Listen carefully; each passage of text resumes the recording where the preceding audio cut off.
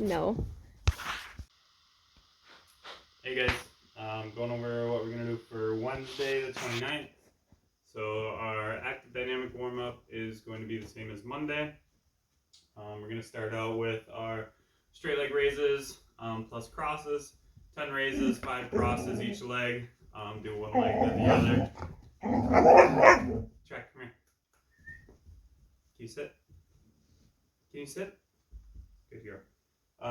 And then we're going to go single leg glute bridge. Again, you're going to do 10 on one leg, switch 10 on the other, and then do 20 with both legs. Once you're done with that, 10 each side of the prone hurdlers. Then we're going to do bird dogs, 10 each, 10 supermans, dead bugs for 10 each, followed by 10 hollow ups. Scorpions, we're going to go 10 each. Again, remember reaching up and across with the heel, not with my toe. So really trying to flex that hamstring, squeeze your butt, reach up and across. 10 each side, 10 roller V-sits, 10 T-spine rotations each side. Then the last one we're going to add in, just for a little bit of a shoulder warm-up, we're going to go 20 scat push-ups. So remember, scat push-ups, both arms stay straight. I'm not bending my arms. It's just pinching my shoulder blades together at the top, pressing apart. So my body stays in a nice straight line, and it's just that short range of motion. So you could go off the knees as well, and it's just pinch, press apart. Getting a little shoulder blade movement. You're going to do 20 scat push-ups, and then once you're done with that, you're going to move into the strength. We'll have a part A, part B. If you got extra time, a little hip flexor and ankle work, and then the last thing will just be a little midline work with some carries. So part A is going to be 3 lower body exercises. Again, trying to add a little bit of tempo in it. All you need, again, is a chair, dog food bag, backpack, kettlebells, dumbbells, whatever you have at home for a little bit of weights. But we're going to go single leg Bulgarian split squats. So same as we've done them before. Remember, one leg's going to be back on there.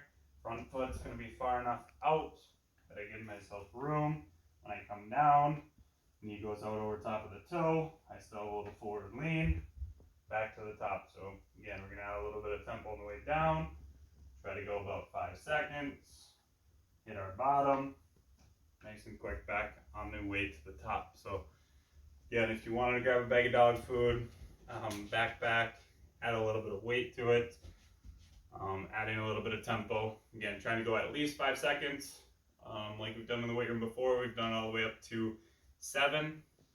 So if you have a little bit less weight, you could go 7 seconds. A little bit more weight, could maybe go 3 seconds, but trying to add a little bit of tempo to it. So again, 5 on one leg, switch 5 on the other. And then, again, if you wanted to use a little bit of weight, you could go shoulder loaded, you could go with a hug, but we're going to go step up. So just trying to, again, grab a chair, whatever. That's going to allow you to get to about parallel. Leaning into it and trying to use that leg that's down on the ground the least amount possible. So really trying to lean into that leg that's up on the chair, step up to the top, back down, reset. So again, single leg work, try not to use that back leg to push off too much. Lean in, step up, back down. So I'm going to do 15 on one leg, switch, 15 on the other. Once you're done with that, you could stick with the weight. You could ditch it and just go body weight. But we are going to go step down. So chair might be a little bit too high for some. Might need to grab something a little bit lower. Remember, this one's going to be reaching down, trying to tap the ground with our heel. But it's going to be a little bit more difficult. Again, trying to stay up over top of that leg. Down, tap, back to the top. Really trying to still keep a little bit of a forward lean, working a little bit on balance. Tap, back to the top. If you needed to, again, you could go body weight. Also, another option would be going a little bit slower on the way down. Tap, use that other leg, reset back to the top, just so you get the benefit of it. rather than trying to go down super quick and then push off with the leg and come back to the top. You could just go a little bit slower on the way down and focus on that a little bit more. But I'm going to do 10 on one leg, turn around, 10 on the other leg. Again, trying to take about 90 seconds to 2 minutes, 2.5 minutes. Rest in between each round. And again, 3 to 4 rounds of A, and then we'll go over the 3 to 4 rounds of B. So upper body, we are going to go with, you could either do both arms at the same time if you need to use a bag, or if you have a backpack, you can go a little single arm work. But again, we're going to add a little bit of tempo to it. We're going to add a glute bridge into it just to make it a little bit more difficult. So we're going to go either 5 each arm if you're going to go single, or 10 total if you're going to use a bag. But again, getting up into a glute bridge position. So I'm going to use a backpack. Just the weight in it works a little bit better. But again, really trying to stay in a good glute bridge position. Squeezing my butt, keeping my hips up. Shoulders are just on the edge of the chair. And I'm going to drive up. Let that elbow come down at about a 45. Adding a little bit of tempo to it. Again, press up. 1, 2, 3, 4, 5. Again, you could use backpack, or if you had a bag, you could go 5 seconds on the way down, go with both arms, tap, back up to the top. Again, trying to adjust it to what you have, trying to make it a little bit challenging yet. But again, 10 if you're going to go with both arms, 5 if you're going to go with each arm. But once you're done with that, we are going to go a few push-ups. So push-ups, again, if you want to go on the ground, you could also go off of the chair as well. You needed a little bit higher to work on. Down, back to the top. Does make it a little bit easier working from an incline. Otherwise, again, you could go on the ground, add in a little bit of control on the way down, tap, back to the top. We're going to go 10 to 15. I have 15 on the sheet. You can do 15 push-ups, but trying to get at least 10 push-ups. Again, you could go off the ground, you could go knees on the ground. We're really trying to keep hips, body in a nice straight line. Remember, elbows trying to stay a little bit closer to the body rather than flaring those elbows out to the side. Make you strengthen your triceps a little bit more rather than just trying to get into this position. We keep elbows back, tap, back to the top. So again, 10 to 15. Once you're done with that, we are either going to go with a pike hold or with a handstand hold. So you could go off of the chair. Otherwise, you could go and do a handstand as well. But again, pike hold, you're trying to get as vertical with your upper body as you can. Really trying to keep arms nice and straight. But I'm going to go 30 seconds. So again, trying to drive your butt up into the air. So that would be our pike hold going off of a chair. Could go off of your couch or something else you have at home. We'll see how this works. But otherwise, trying to go anywhere you have a little bit of a bigger wall at home. But again, going off the hands, could go into a handstand hold as well. But trying to go about 30 seconds. Again, you could walk up facing towards the wall like that. I could have flipped my feet up behind me, facing away from the wall as well. But again, trying to go 30 to 60 seconds, working on a little upper body stability, having the hands a little bit closer. It's going to make it a little bit harder, make you work on that overhead stability a little bit more. Hands a little further apart, you'll have a little bit more balance. But just trying to work a little bit on strength. Again, 30 to 60 seconds. Take a little rest, all the way back through. Again, 3 to 4 rounds.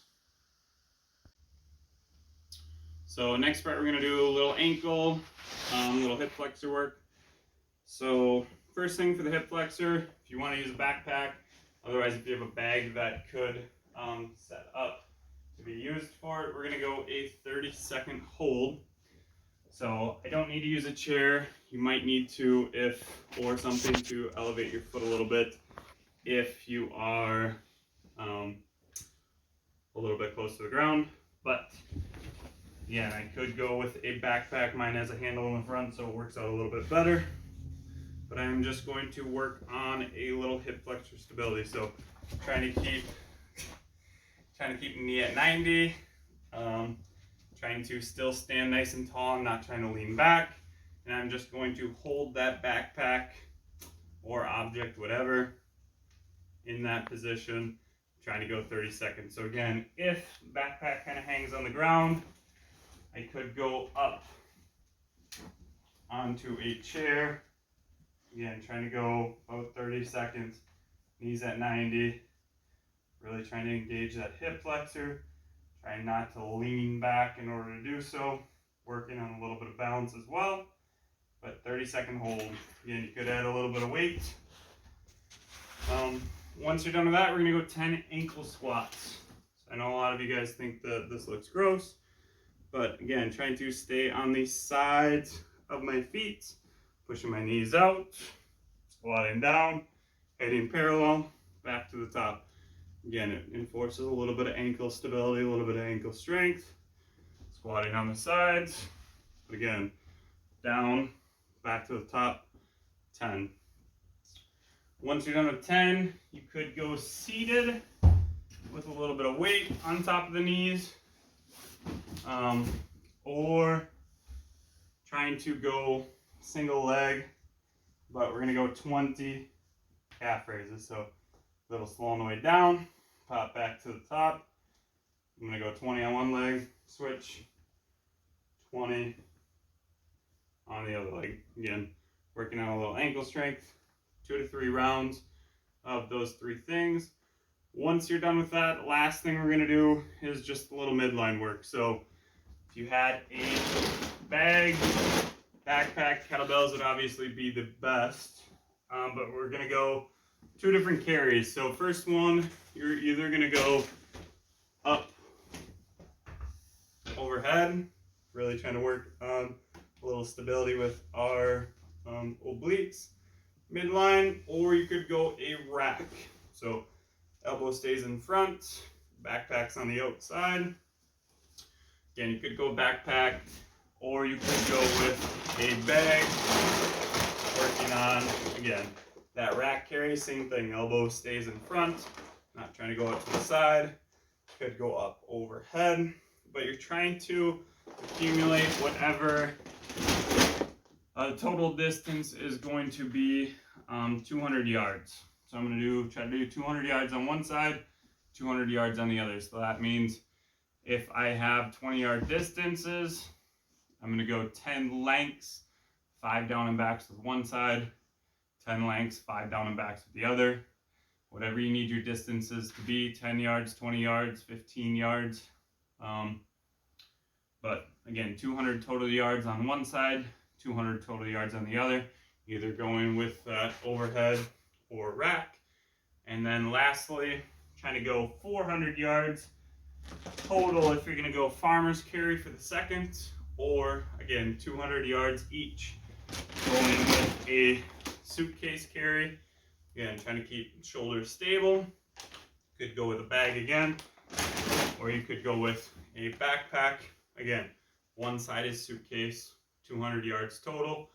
Or if you're gonna go farmer's carry, where both sides are loaded, I'm gonna do 400 yards total, since I don't have to switch sides. Again, whatever distance you have, however many lengths you need to do, but again, that's an estimated total. Again, 200 yards each side if you're doing suitcase, 400 if you're doing farmers, and it's just that one time through with the carries to end it. But again, if you needed to swap the carry work and the hip flexor ankle work, I know it is supposed to rain today a little bit. However, whatever order you need to do them in. If you need to go outside, probably for the carries in order to hit that distance. You could go outside, but again, whatever order you need to do it in, it's just one round for the carries.